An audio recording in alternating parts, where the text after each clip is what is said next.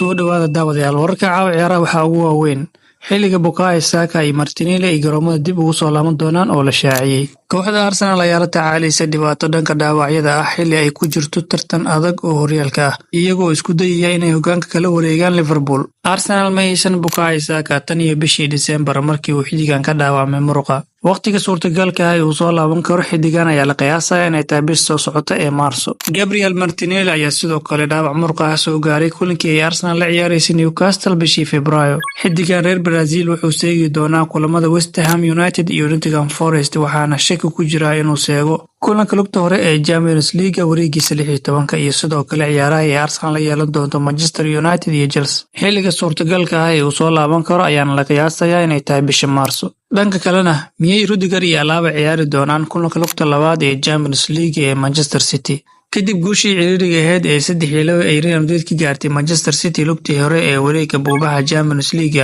Kooxda reer Spain ayaa isku diyaarinaysa kulan kale oo adag oo ay toddobaadkan la ciyaari doonaan kooxda Manchester City. Inkasta oo Real Madrid ay badbaaday kulankii hore xitaa iyagoo dhibaatooyinka daafac qabay, haddana lugta labaad waxay noqon doontaa mid aad u adag maadaama Man City ay dadaal badan u gelin doonto si ay ugu soo baxdo wareegga xiga ee tartanka. taas darteed Real Madrid waxay rajeynaysaa in Antonio Rudiger uu dib ugu soo laabto safka hore si tababare Carlo Ancelotti aysan mar kale qasab ugu noqon inuu isticmaalo daafacyo aan isku dhafnayn. Warbixin cusub oo ka timid Marca ayaa tilmaamaysa in Real Madrid ay diyaar u tahay inay Rudiger ku soo bilaawdo haddii uu si buuxda taam ugu noqdo kulankaas. Arrintan waxay timid kadib markii ay soo baxeen warar sheegaya in Real Madrid ay heli karto 3 ciyaaryahan oo dhaawac ugu soo laabanaya koox kulanka Manchester City. David Alaba ayaa horey loogu arkay tababarka isagoo la tababarnay kooxda inteeda kale, balse weli lama hubo haddii Rudiger uu taam buuxa u noqon doono kulanka toddobaadkan.